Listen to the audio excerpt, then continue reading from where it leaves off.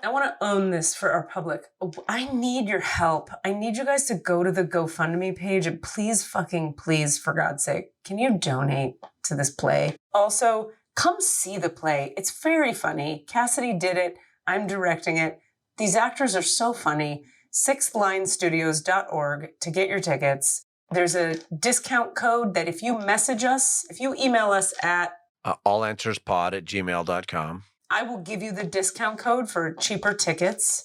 If you want just normal price tickets, sixthlinestudios.org and click Tix. And then if you can click the GoFundMe link that's attached to this episode, it would really, really help a lot. We could use your help. Welcome to that spiritual, actual, factual answers to questions you asking. You find them inside you, recite you, reciting the records. Akashic, we laughing, we drafting, the passion we vary. It's time for that comedy, dramedy, all of the fanciest, catchiest acronyms. Listeners, listen, we traveling. Consciousness always unraveling. The reading you're having is mapping you back to your natural habitat. Abracadabra, it's magicless, passionate. To top it off, the host, all the classiest. Now, what were you asking for? All of the answers? What? All the answers.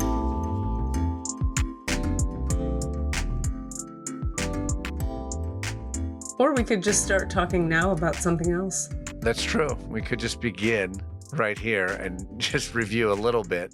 Yeah. We could even tell the truth about what just happened. Yeah. Yeah. That might be a good idea. That's cool. If we just go, boop, starting now. Uh-huh.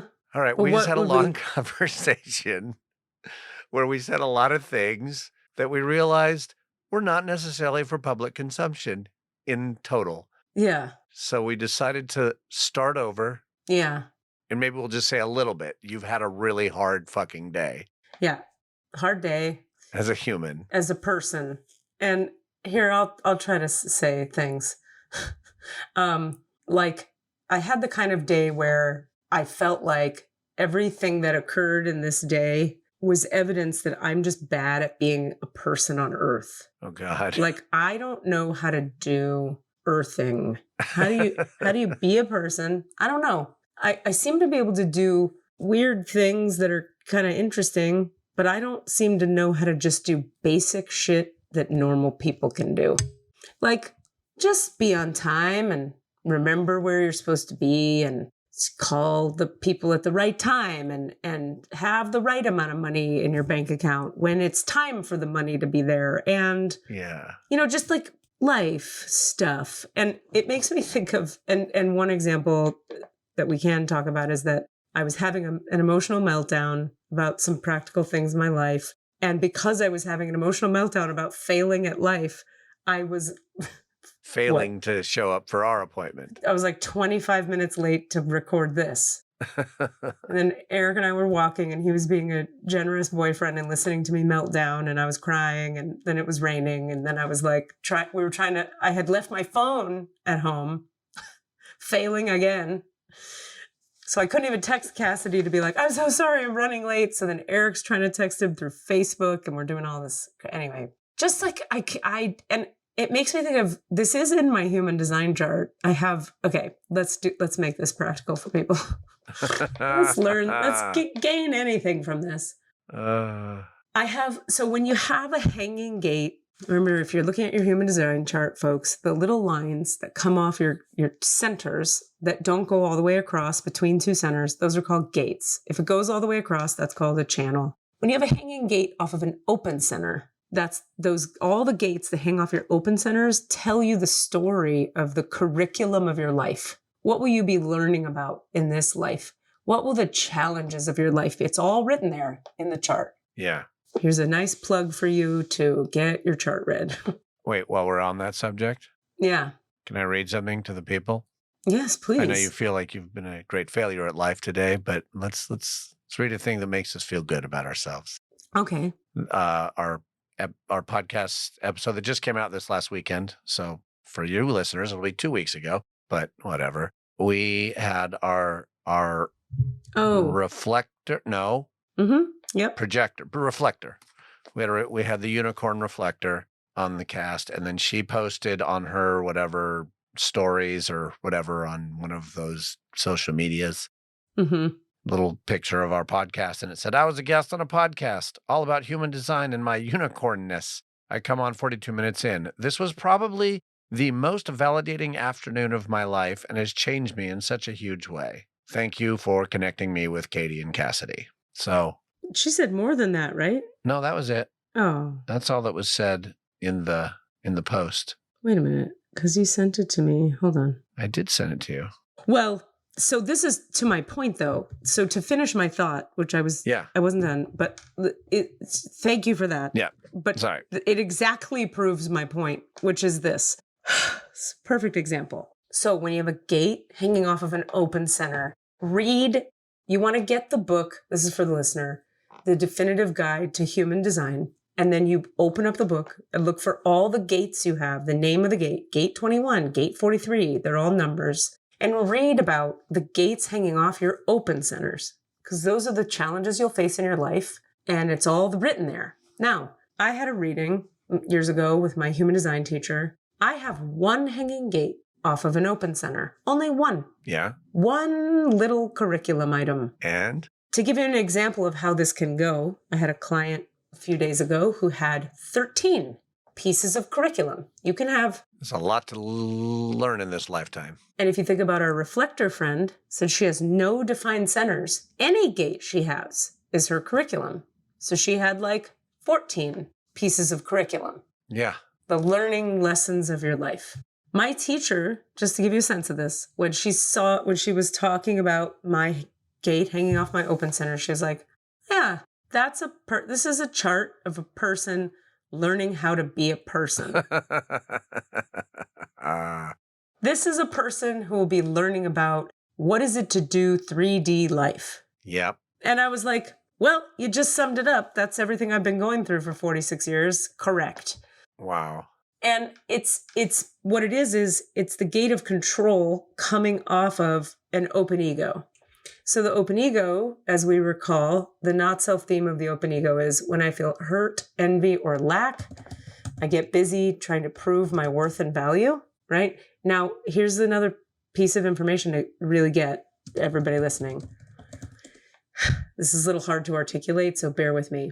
The not self theme of the open center that you have hanging gates hanging off of. Sorry, I'm trying to pull it up so I can read gate 21 to everybody to use this as an example while I'm also saying this complicated thing. So let me do one thing at a time, real quick.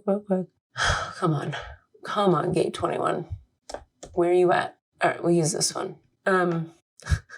Okay, so not self-theme of the open ego. Hurt, envy, lack. I get busy trying to prove my worth and value, right? Now, when you're acting from the not self of an open center, any open center, you're in distraction. You're being pulled away from your purpose, right? Okay. When you have a hanging gate off of an open center, the not self expresses itself through the flavor of that gate. So another way to say that is on my open ego, because I have an open ego, when I'm getting caught in I have to prove my worth and value, it'll take the shape of gate 21. I'll do it in the gate of control kind of way. Right. So when I'm trying to prove I have worth and value, I'll be very gate 21-y. You'll be like, look at how much I can do human things. Kind of. So here, I'm going to read this to you. Here's gate 21. I hope this is not the fucking site I wanted on. Let me try one other thing, because there's a better description than this thing I just found. Squeeze, I know you want to leave the room. Okay, gate 21, the hunter, huntress, the willpower to find and manage resources through control, to be independent and resourceful. Another way to say it, material independence is important for people with gate 21, the gate of the hunter. Leaders by nature, they flourish when they're able to control others and when they gain such freedom that no one can control them. The gift of these people to control everything that is significant in their lives, especially money, food, territory, and lifestyle. They're the archetype of the CEO of the company. They're best when they're in control. They don't like when someone tells them what to do, how to do it. They're demanding by nature. If it comes to their field of responsibility, you will not get confused with them. On the other hand, their control may be excessive, unnecessary. So they just miss control where it really needs to be. Now, here's the other thing. Gate 45, before I go to that. So it's you could say it's correct for me to do all those CEO leadershipy things and be controlling, except that it's hanging off of an open ego. It's not hanging off of a defined center. If it were hanging off of a defined center, it would just be part of who I am. Right. And we would say, instead it's the not self expresses in that way. It's the lesson of my life. It's the curriculum of my life, is that's how my not self will express. Shit. So it's very weird when you have a gate hanging off of an open center. I'm so sorry. This dog, 2 seconds. Come on. You can go. What is your deal? Okay. So it's not as simple when you have a gate hanging off of an open center as it is when it's hanging off a defined center. If it were, since it's off my open ego, if I am in any way, consciously or unconsciously, trying to prove my worth and value, I'm going to get very CEO-y. I'm going to be very controlling, very leadership-y, and it's not going to be correct. However, the gate is there in my chart. So I'm meant to have a relationship with and a learning about, and the curriculum. It's a learning for me. This whole leadership, CEO, using force, demanding, that whole thing. The need of people with 21 is to dominate the material plane, to control themselves and others. Control leads them to success and prosperity. This is if it's off a defined ego. It's not for me. The responsible use of willpower is kind of like a summary of it. Is this making sense? Am I making any sense? I think so. What I'm hearing though is like that sort of double-edged sword of that is your lesson, but it's also, we want to avoid sort of judgment-based concepts like it's not right or something, but it's your lesson, but it's also the thing you kind of don't want to be doing because it's the not self-theme expressing. So you're like, that's not actually the most in alignment thing. Yeah. But then it's still a lesson. So it's like, I guess it's the point being like, yes, move past the need to do that. Well, you have the freedom to not do that. You're free to, and you might be better off overall not doing that. But when you are doing it, that's fine because you're learning your lessons. You're talking about how to not judge yourself for it all. Yeah. Or even just how to frame it, that idea of like, well, should I do it or should I not do it? Well, but that's the point. The answer to should I do it or not do it is follow strategy and authority. Right. Which would help you just avoid doing it. You would think. Except that this is the curriculum of my life. Right. This, again, we come back to the sort of, it's a bit of a what are those things when they don't? Think of it, it's just a learning. It's like my whole life is learning about this one thing. Okay. And you literally have one curriculum. One. And it's, for me, very hard one. Because what's the main thing most people are struggling with? Am I worthy? Am I valuable? Yeah. And what do I have to do to prove it or to know it's true? When you have an open ego, I can't express this enough for people. When you have open ego, there is no consistent sense of worth and value. You never feel consistently valuable or worthy. Yeah. So it's very hard with an open ego to not be busy proving you're worthy and valuable. Yeah. I mean, and even us editing the previous chunk that we're going to edit out is because it's sort of a threat to your... But it's not a threat to me personally. But to what you've created. It's a threat to my business. Yeah. And that's just not smart. That's just not smart of me. To put that out is a threat to people's perceptions. Right. Affect your business. That's real. That's just smart business. But I don't feel personally... The reason I was able to share it all with you is because I'm like, right. Once I cried and broke down, I remembered my worth and value. This is not about me and my worth and value. Well, I think that's a valuable distinction and something to talk about. Like that. Yeah. Also, what we align ourselves with in terms of what we create or what we put out in the world or what we do as our job or our business isn't really ever even actually also the thing that will prove your worthiness. Right. So yes, you're totally right. And the thing I was feeling all that shame. Remember I talked to you about, so for the listener, since we cut all that out, I'll just say the ways I was bad at being a CEO of life today made me feel very ashamed. So ashamed I felt like I couldn't talk to my own boyfriend about it. That was the proving of my worth and value. If I hadn't told him, I'd be in the not self of the open ego. Yeah. And boy, I mean, yeah. Hold on one sec. Now I have to close the door again. Hold on. You gotta take a room, sister. So by telling him, I got through the need to prove my worth and value. I just owned my reality and then felt valuable because I told the truth and we connected and he was very kind. Now we're not talking about the specifics of it here because it could have a negative impact on the business and we don't want that. Right. But that has nothing to do with my personal sense of, although come on, it also does. Like, well, that's the thing. It's impossible for it not to, because we're human beings in a 3D reality. What else do we have to measure it by? Right. Like you could say you could have an inherent intrinsic sense of worth and value. Yeah. And you could judge it based on things like, am I a good person? Have I by my own, in other words, how do you make it, how is it disconnected from relationships, really? Yeah. It can't be, because human life is relationships. I mean, ultimately, at our core, everybody has worth and value, and everybody matters, and everybody should be valued and held in regard. But so what we have to do is come up with all these little things that help us to, like, again, prove our worth and value, which is too bad, because we actually shouldn't have to do that, or we shouldn't do that. According to human design, they would say only people with definition in the ego are here to prove anything. No. Those people are here to prove something, and that's correct for them. But open ego people, if you're proving anything, it's the not self. So in other words, the point of me talking about the whole thing about a gate hanging off of an open center is to say, these are the lessons of my life, how to navigate for me, the use of the ego, when to be in control, when am I to be the CEO, when am I not, when am I to always be the boss, when am I not?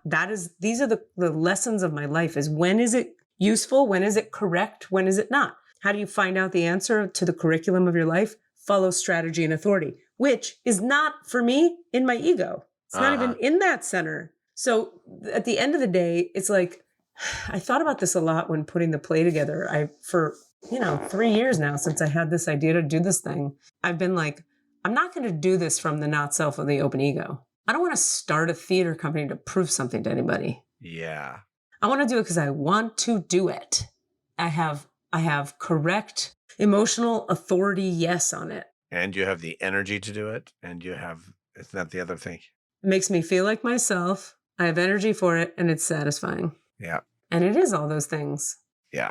And that list that you just gave us is specific to you, right? That's specific to generators. To generators. Oh, okay. So that's a big swath of us. Yeah. So 60% of the population, generators and manifesting generators, the only 3 real relevant questions they say, if we're oversimplifying everything, is, do I have energy for it? Does it make me feel more like myself? And is it satisfying? That's only for generators, not projectors, not reflectors, not manifestors.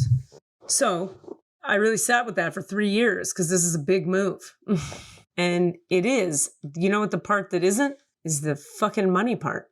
And that's, now let's come back to human design. I have gate 21, but I don't have 45. The one that if you had it, it would form a channel. When that channel gets formed, it's called the money channel. So let's learn a thing. Everywhere you have a gate hanging, it's pointing at another gate that is empty. Right. Okay. Whatever your gates are pointing at, they are looking for that other energy going, where is it? Where is it? Where is it? So my 21, my CEO, my bossiness, my want to be in control at all costs. Your 8-ness. Is looking for who has the money. Really.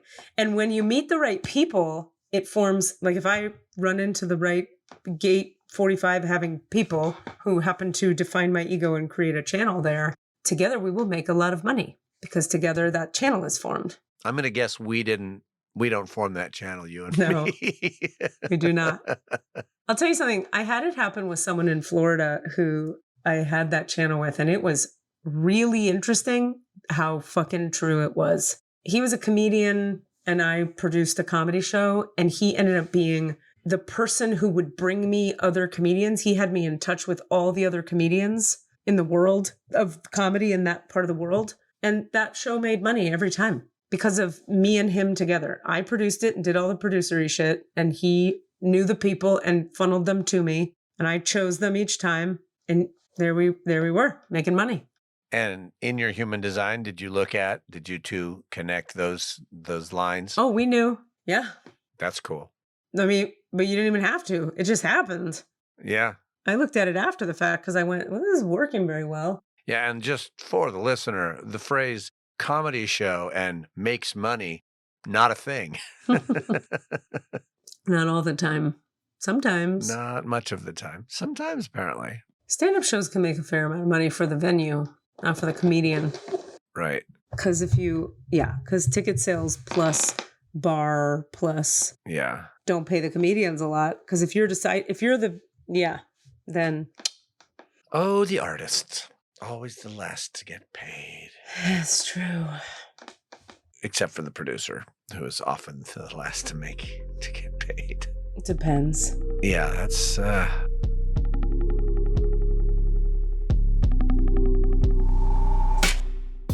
Hey, what's up? Remy here. It's been a minute since I've recorded one of these. So I just booked my plane tickets to Europe. I'm going to take a little trip to Europe a little bit later.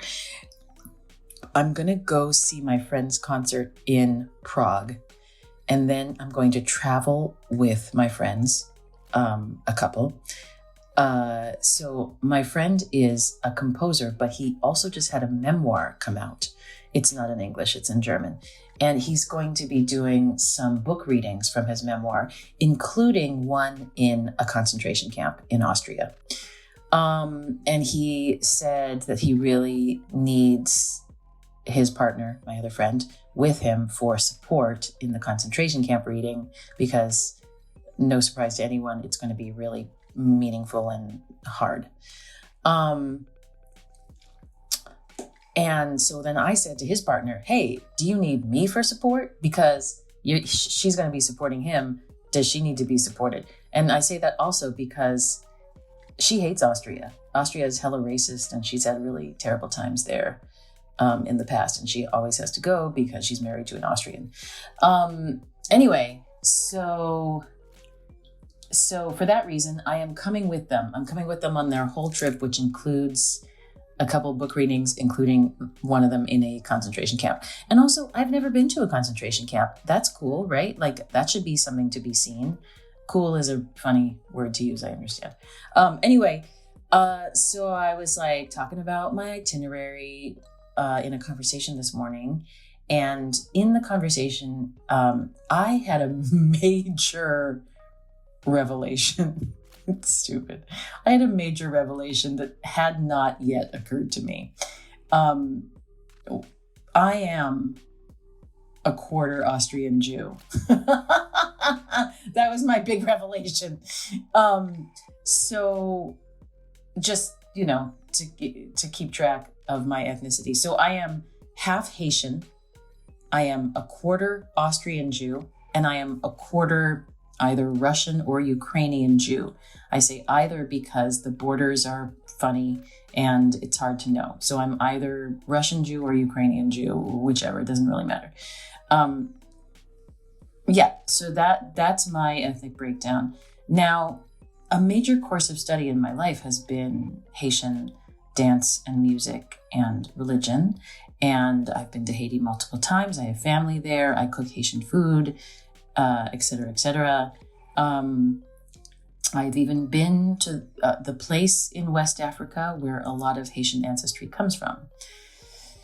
I also know that I'm Jewish, and I have an affinity with a lot of Jewish things, including Fiddler on the Roof, for example. They live in a shtetl, and I know that some of my ancestors lived in a shtetl like that.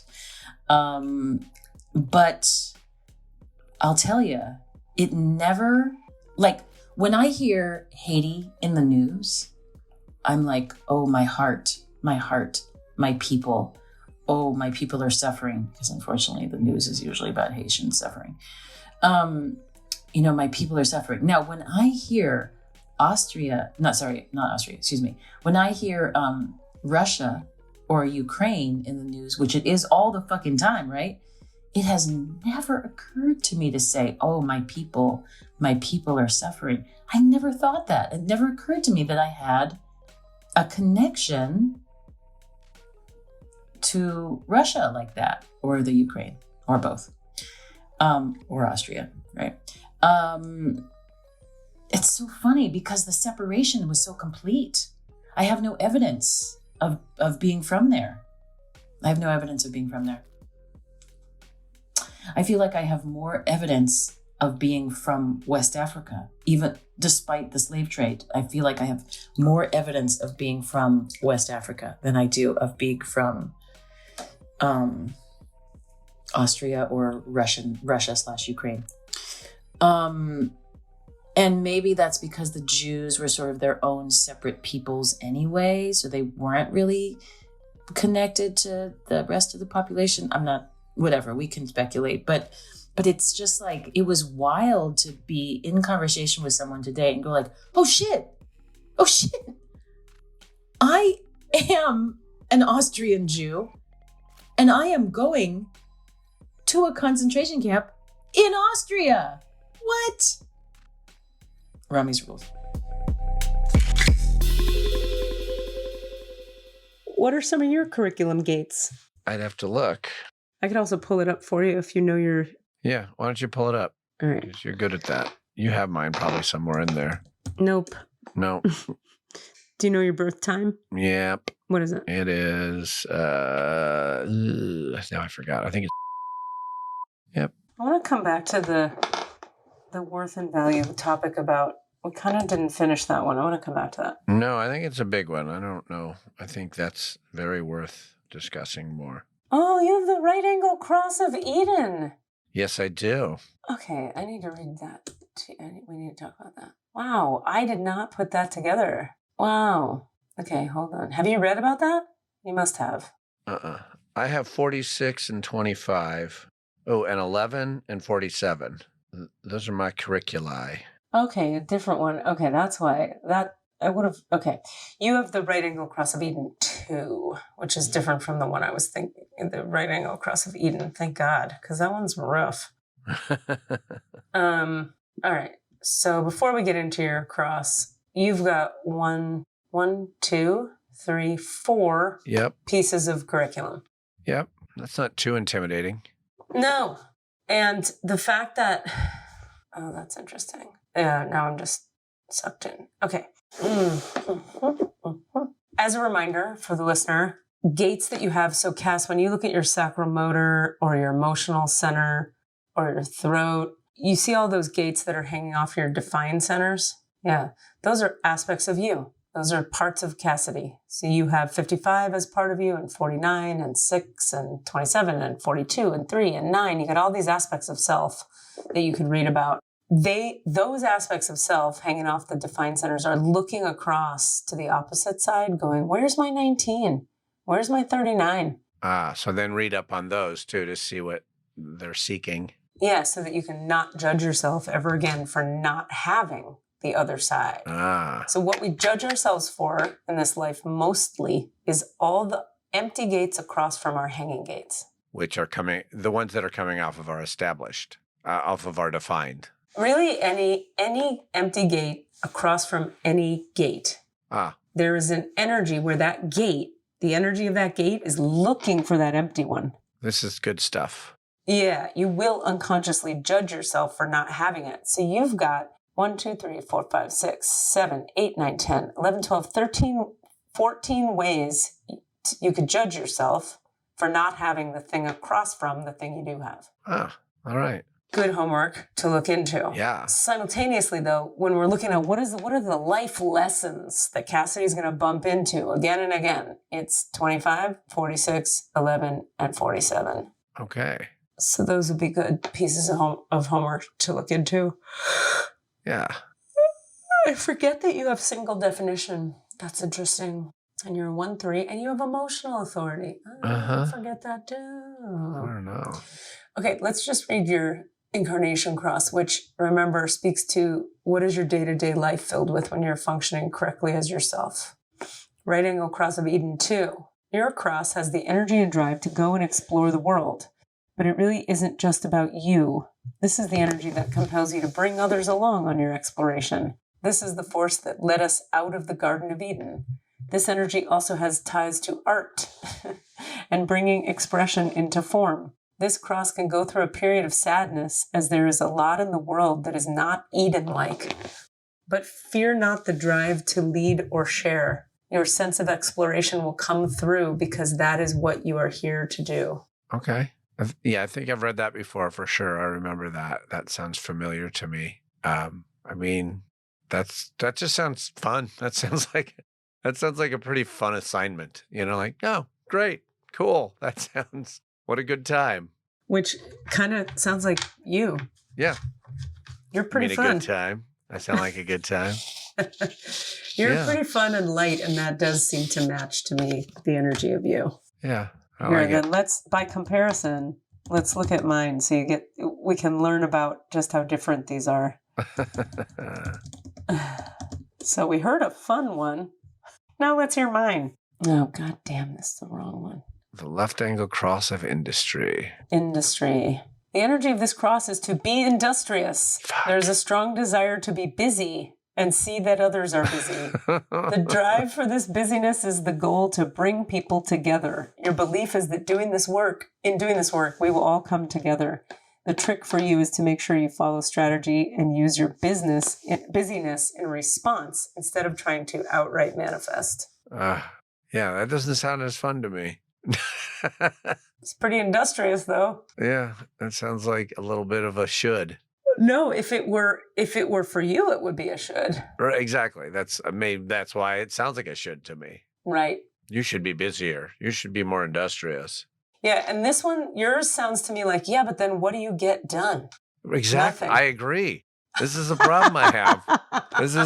This is my biggest, might be the core of the challenge of who I am, is like. But is it a challenge and is it wrong? Are you supposed to get anything done? Yeah, no, because someone else is getting it done and I'm going to explore it. Yeah. And I'm going to show other people, hey, look at this. Yep. This is why I don't want to be the boss. Yeah.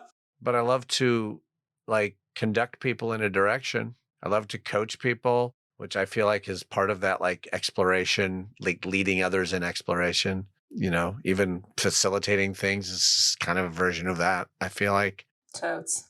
But I'm not going to fucking make it happen or even organize it. Yeah. I do that too, but it's not my jam. Yeah. Yeah. Well, lucky you not having the Gate 21 off an open ego. Oh, God. Makes me want to look up. Why do they have a picture of a man with a rifle? Oh, because it's the hunter. The hunter. True purpose of Gate 21, if you follow your strategy and authority and thus unleash the potential of the gate. Deep desire for independence, self-reliance, financial freedom. You really blossom when you're given control. At the same time, very sensitive to control from the outside. Quite often with Gate 21, you want to be your own boss and work independently. Surprise, surprise. You have a desire to satisfy your material needs and have a willingness to work for it if you live according to strategy and authority. You're also potentially generous in meeting the material needs of your own community. It's true. With Gate 21, you have the strength to push through difficult situations and not give up. You need clear deals, then there's peace and contentment and balance. Totally true. The not self quality, here we go, of Gate 21, if you do not follow strategy and authority, but base your decision on your mind's command, then you are the total control freak who wants to mentally control every aspect of life and exert control and dominance over other people in your life. With Gate 21, you're under mental pressure to prove yourself all the time at work, in bed, at school, in relationships, etc. So that's what I mean by that's when the not self is expressing itself. Right. When I get caught by the not self of the open ego, that's what it'll look like. Control and dominance over the people in my life and the mental pressure to prove through control and dominance. But these are the qualities that are great and that I have to learn to lean into. Yeah. Yeah. And thank God. I think without you doing that, lots would not happen. We need your industriousness. We were going to pick up a little bit of this idea that we were talking about, which was like the idea that your worth is yes. Caught up Well, you in. were saying, yeah. So you were like, well, how does a human being assess their worth and value if not but through, how is it shown to us if not Right. but from the outside things we're doing? Yeah. And I mean, I'm saying that as more of a statement of how I think that the most of the 3D world culture works, not necessarily of my own belief system. Yeah. Okay. I'm not saying, well, how do you do it? But it's true. Like, let's ask that theoretically. How do we don't prove you don't prove your worth. That's the thing. The moment you have to prove your worth, you're already sort of off track. Caught in the not self. If you have an open ego. Yeah. But if you have a defined ego, you do want to prove your worth. You want to establish your credentials. You're here to prove something. Okay. Yeah. You've got stuff to prove. If you have definition in the ego. So I can't even say it as succinctly as, or I should say as specifically as you're trying to prove your worth and value. It's more the energy of defined ego is like, I am willing to bleed and die for this thing. And I am sticking to it until the end, no matter what. And I will prove to you that I can do this, and I have done it. I will prove that it can be done. I will prove that we can win the soccer game. I will prove to you that I'm the best singer because I'm Madonna, right? Right. Now, they're not proving their worth and value. They have something to prove. Uh-huh. Proving your worth and value is an issue that is had by open ego people. Uh-huh. Defined ego people don't tend to get caught in that so much. They're like, yes, I'm valuable. Now, what are we doing? Yeah. Let me prove to you that I'm the best at this. But that's not about your worth and value necessarily. And to be fair, too, I work with plenty of people who have definition in the ego and have tons of proving they're doing that is not helping them. So it's not black and white. But I do notice it's a really different kind of, I wonder how I can, let me just sit with this for a second because I have the energy of it in my body. Yeah, it's very hard to articulate. Okay, I'll put it this way. They teach it like this in human design. People with definition in the ego, it's very important that they follow strategy and authority, because if you make a choice to commit to something too soon, like let's say you have emotional authority, like you and I both have, and you're meant to follow the emotional wave up and down, up and down, up and down until you're like, yeah, mostly yes. Yeah. Right? Or mostly no. Yeah. But I've been at the height of the wave, at the base of the wave, and now I'm kind of like, right, okay, sure. That's how we choose. That's what's correct for emotional authority people. Now, let's say you had emotional authority and a defined ego. The defined ego means when you commit to something, when you've said yes, you are doing it to the end until it is done, and I will not be able to pry your grippy hands off of it. So, because I think does Denise have defined ego? Anyway. Let's look it up.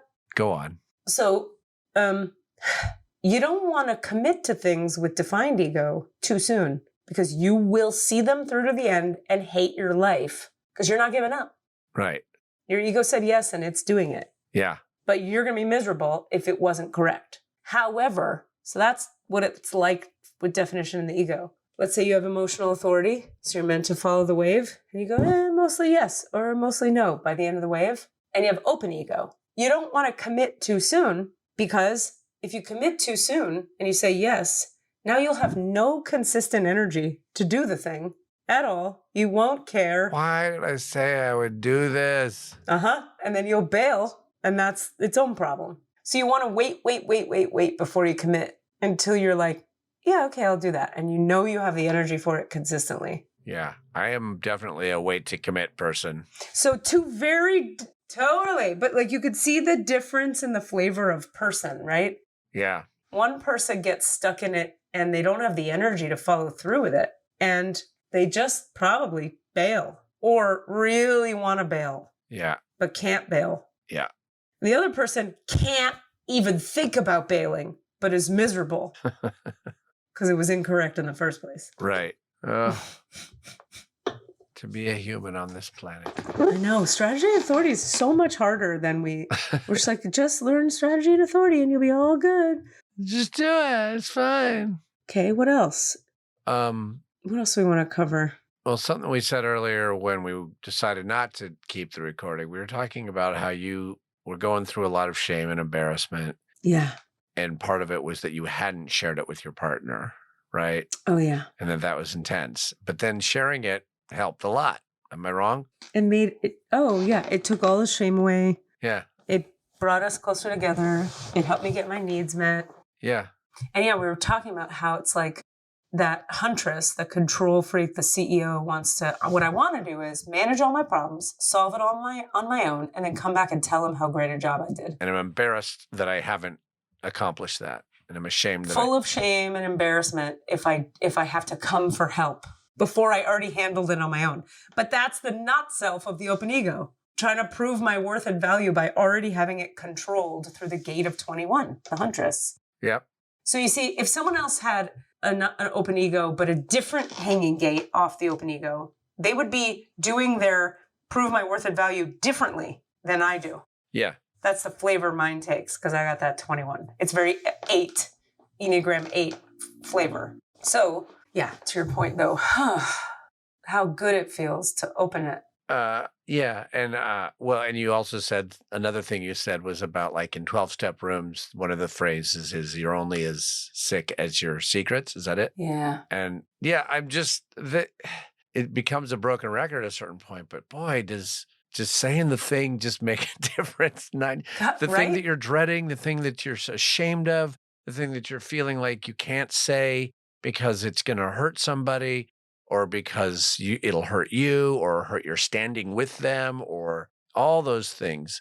And it's true. There's going to be times where you're like, I have to tell my boss I cheated or something, and then you might get fired. So yes, it could damage things too. Yeah. Or at least cause difficulty. But I'm also trying to think of, because I don't want to share very much, because I'm actually, for the first time, not for the first time, I've kept lots private, but I'm very trying to keep something private life, but I do want to share something about it, which is, I will say that I've gone to Katie for the first time offline in like 5, 6, 7 years. Yeah. As a healing client. I've done plenty on here on the podcast, but not much offline. And it's about a subject that I'm keeping kind of close to the vest because it's much deeper and more personal that I want to share publicly. But what I will say is what sort of triggered it, even being dealt with, was something between myself and another person that was poisoning the air a little bit. Right. And it was incredibly, what was finally shared should have actually made things more awkward or painful, you'd think. Yeah. But what it actually did was make things so much better and so much more smooth between us. Yeah. And it hurts. The thing that was shared still was like, ow, that hurts. Yeah. But now it's there. It's there, and I can see it, and I can look at it. And now I can stop wondering and feeling weird about the energy between us. And I'll bet you Eric was probably, Chauncey, whatever the fuck his name is, was probably like, I know there's something that you're not sharing with me, and it doesn't feel good between us, I wonder. Well, it was more like, we talked about that too. It was more like, he was like, he's like, it's just better he felt better because there was a ton of stuff he hadn't said on the same topic. Yes. And so by me, this is the whole takeaway for everybody, I hope. By me saying the thing, this is what I'm always saying to my students in class, and it's hard for everybody to get it. I get it. By me saying the thing I didn't want to say because I felt shame around it, it opened him up to say the things he hasn't been saying because of shame. Say it with your full chest. Say it with your chest and be your own fucking best friend.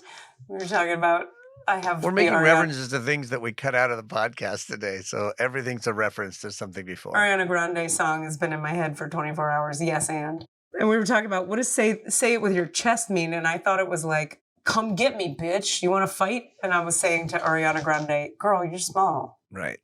Why are you picking fights with the audience? But then you were telling me it just means say it big and proud. with your full chest, your full So, voice. in saying the vulnerable thing I didn't want to say that had all the shame on it, it opened him up and he said all the things. And now nobody feels like we're holding anything back and there's shame on it. Girl, yes.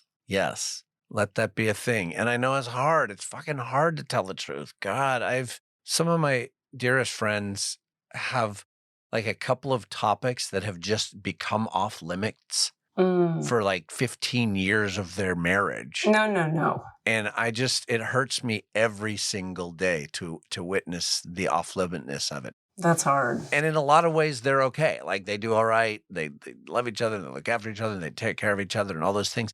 But you can just feel this.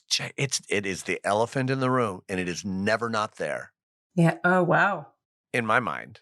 Yeah. It's not so much the topic isn't never not there, but the fact that they're not talking about that topic is never not there. Can you give an example of that? Yeah. Yeah, it's the dead bedroom concept. It's the longtime married couples, for example, will just stop being intimate. Mm-hmm. And some people will, accept it or they'll deal with it. And that's fine. That's great. Especially if they acknowledge it and say, this has happened. Yeah. And I still love you and that's okay. Yeah. But I do have some friends who that's happened to, but they will literally never discuss it. Yeah. So it exists as an energy thing that has never been resolved or has never been come to terms with or has never been made peace with. It could be made peace with. That it's okay to stop whatever. Yeah. If you have if you've looked each other in the eye and gone, I love you and we don't do this anymore. Yep. But yeah, man. But it hurts me to watch this sort of vibration just sort of be there hanging. It's a hanging chad of life. Yep. Yeah. Have you seen that on another topic? Like, is there another topic where you've seen that show up, or is it? I'm sure. Because there's this another saying in 12 Steps. We talked about you're only as sick as your secrets. Another one I like is it's either money or honey. Those are the only two topics that exist. It's like sponsors joke about, what do your sponsees call you about? Money or honey? Because it's true. It's either about a romantic relationship problem / sex or money. Wow. Always. And that's it. Like, think of a problem that isn't one of those things. Parents. That's honey. That's relationship. Yeah, it's either relationship or survival. I mean, that's why, because it boils down to the two. Yeah. Because money equals security / shelter / food, and honey equals sanity, emotional wellness, love, connection. Mm-hmm. Relationship. Yeah. Yeah.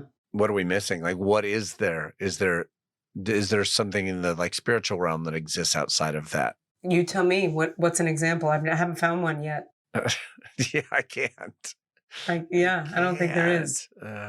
Yeah, that's true. This is what the thing of like the little saying of, if you know one thing well, or if you know one thing intimately, you know all things, or to know one thing well is to know all things. Because like all those years in 12-step, you work with sponsees long enough and you realize everybody's problems are one of two things, money or honey. And that's true outside of the 12-step rooms. That's called being a person. Yeah. There's so much shit that like gets taught in AA that addicts identify as being part of an addict's problem. But then when you leave, you realize, no, it's called being a person. That's a person's problem. Addicts just have a more extreme version of normal people problems. And that's the gift of it, because you end up facing all your normal people problems in a way that normal people are slower to face. Because because you have to. You have to survive. Another reference to our previously recorded but deleted conversation. We'll be more cagey about it. Someone we know is an artistic director of a theater company, and not me, a different person. Not you, a different artistic director of a different theater company, one with a little more resources, but still it does boil down to, I'm excited to do the art, honey, which I would say is the relational part of possibility. And that's its own challenges, all the challenges of creating art, which is, I'd say, the relational world. Right. And then, but first I have to make sure that the building is still standing. Right. And that's money. Right. So everything does boil down to money or honey. Yeah. That's it. I mean, Oh my God. really? Yeah, really. But where does spirit live in that? Well, what do you mean, though? What do you mean?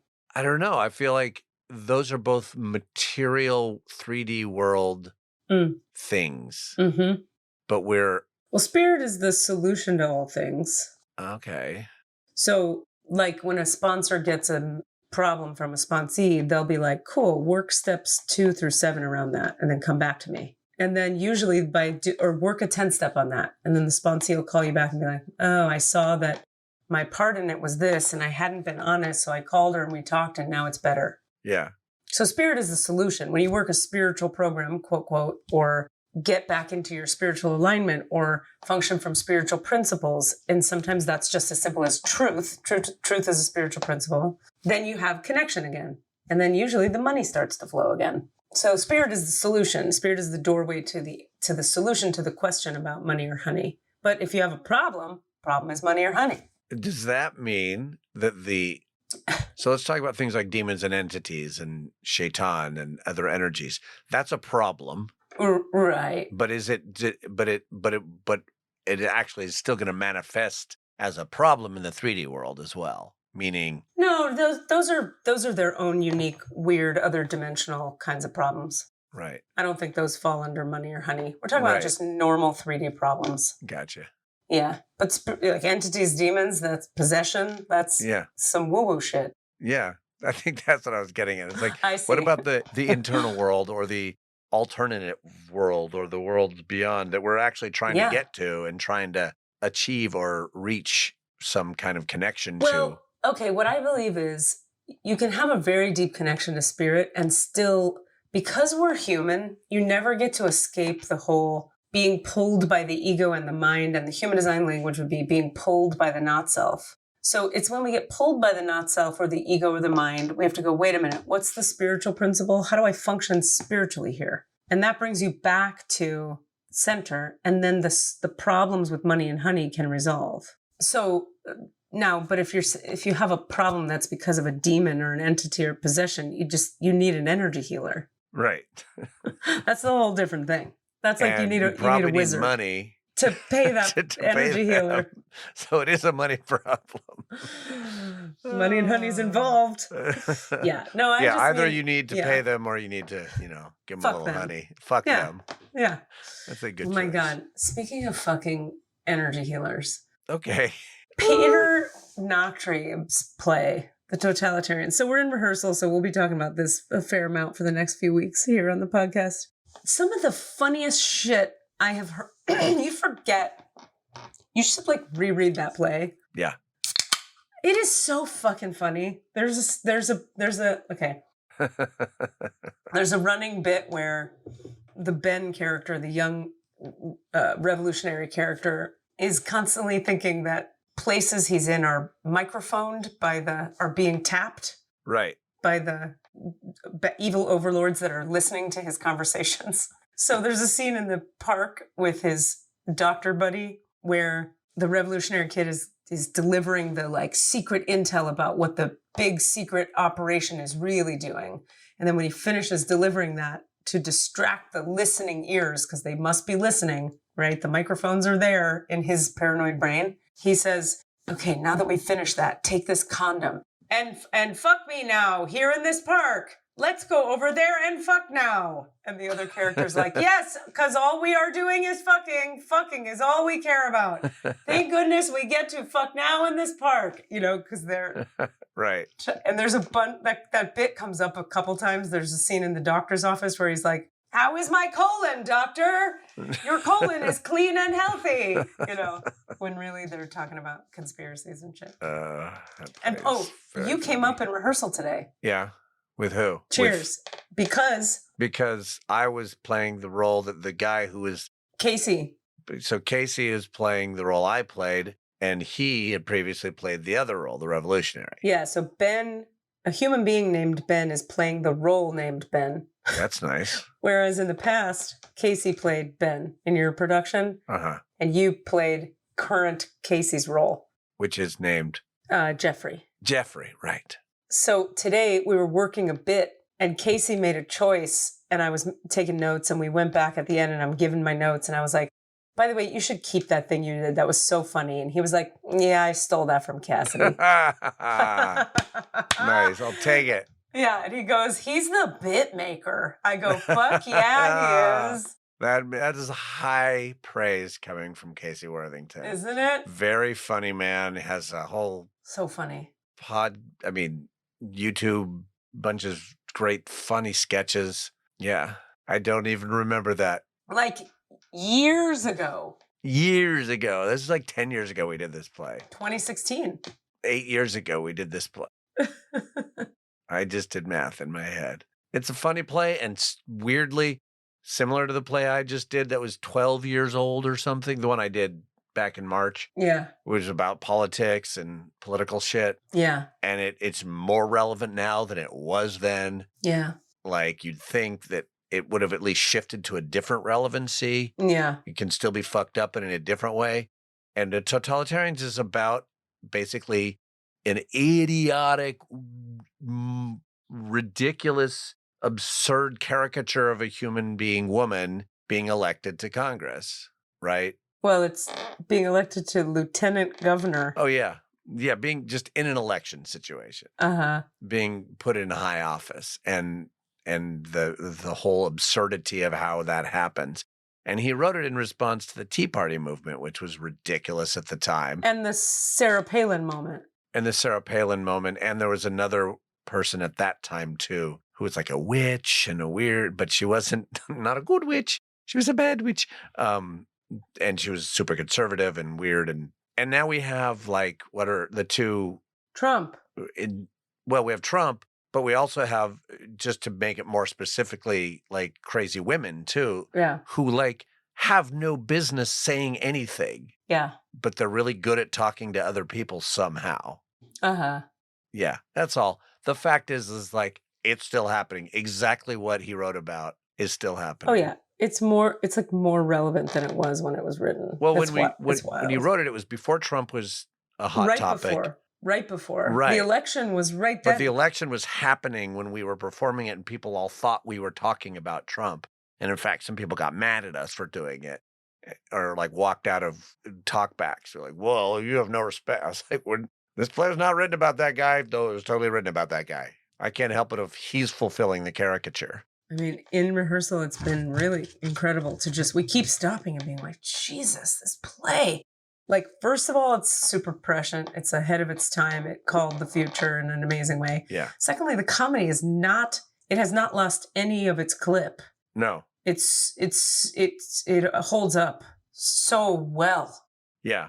Thirdly, the play, like, is this crazy specific microcosm of the macrocosm of everything about reality. It seems to talk about everything. And it's got like the rage of like losing faith in your government. And then it's got when your mother betrays you. And then it's got like, oh, but you're blowing it out of proportion. And then you're the conspiracy theorist. No, I am. And then this is true. No, that is. It has just, it's got so much depth and so much comedy. It's very incredible. One of the things we're up against that's in a fun way in rehearsal is like how there are two layers operating all the time in this play. There's very real, grounded things these people are saying to each other that you have to really understand what you're saying and really commit and hear what your partner is saying. Like they're saying very real, meaningful things. Yeah. And it's hilarious and fast. So there's this like depth under the water, and then there's this rhythm that has to happen, and they're simultaneous. Yeah. It's incredible. Do you have someone hired to do your blood effects? Okay, so funny you ask. You want to do it? No, because we were just... No, but I could probably point you towards somebody. The customer and I were just talking about it tonight. We have a working solution. I'm not sure I want to say it here to ruin the effect. No, you won't. But I mean, I know the main one that you have to do that happens on the podium. At the end? Yeah. Mm-hmm. That requires some actual technology to pull off. Wait, which, I don't know what you're talking about. Say it and we'll cut it. Oh, okay. Let's return to our conversation. Boop. And then you and I will talk about this separate. Yeah. So Anyway, you got to there's some blood effects in this show that need doing. yeah, it's not the thing you said, but Okay. we're coming up with some solutions that because we don't have people who do the laundry every night, so we can't do that thing, but we can do other things. Yes. Good. Yeah, it's fun. I just want to wrap up this episode because I need to pass out. Yeah, you're exhausted. By saying this, I want to own this for our public. I need your help. I need you guys to go to the GoFundMe page and please, for God's sake, can you donate to this play? Also, come see the play. It's very funny. Cassidy did it. I'm directing it. These actors are so funny. sixthlinestudios.org to get your tickets. There's a discount code that if you email us at allanswerspod@gmail.com. I will give you the discount code for cheaper tickets. If you want just normal price tickets, sixthlinestudios.org and click Tix. And then if you can click the GoFundMe link that's attached to this episode, it would really, really help a lot. We could use your help. There's somebody out there who just, you know what? Yeah. Yes, I mean it. You should give $1,000. That one person that I'm talking to right now. Yes. Just go give $1,000. We really need your help. There's a lot of really talented people putting this thing together, and we can't do it without you guys. We really can't. Yep. So. Thank you. Yeah. You're going to pull it off, but. Thanks, man. You need to, people, it'd be great if a couple big pulled up their big britches and stepped up in a big way because we just need help. Yeah, it's just true. We're doing all this, giving this gift to y'all, and we love to do it, and we'll continue to do it. It's not a conditional. It's not transactional. However. The art, you mean? No, I'm talking about the podcast. Oh, yeah. Go ahead. It's a gift. Yeah. We've been giving this gift to people for 4 years, and I think that's a beautiful thing. Thanks, man. That's a good point. Yeah, and that's okay. We live in a world where we're a community, so sometimes we need help from the others. Please help us. Help. Go fund me. Please go now and fund me. Go fund yourself, everybody. I love you guys. I love you to pieces, Katie. Be well. Do your work. Do your work. I love you too, Boo. Thank you for waiting for me. I love you. I always will. Okay. I don't know if that's true. Bye. Open ego. Don't make promises. That's right. What are you asking for? All of the answers? Say what? All of the answers? Yeah, all the answers. Hey guys, thanks for listening. We'd love to hear from you. Please email us with your questions so that we have questions to answer in the Akashic Records. Our email address is allanswerspod@gmail.com. That's allanswerspod@gmail.com. And if you'd like to find us on Facebook or Twitter, it's @allanswerspod, @allanswerspod. Thank you. Yeah, I stole that from Cassidy. Mixed and edited by Desmond McNeese for We Mixed It, LLC. Go to whatsoundsawesome.com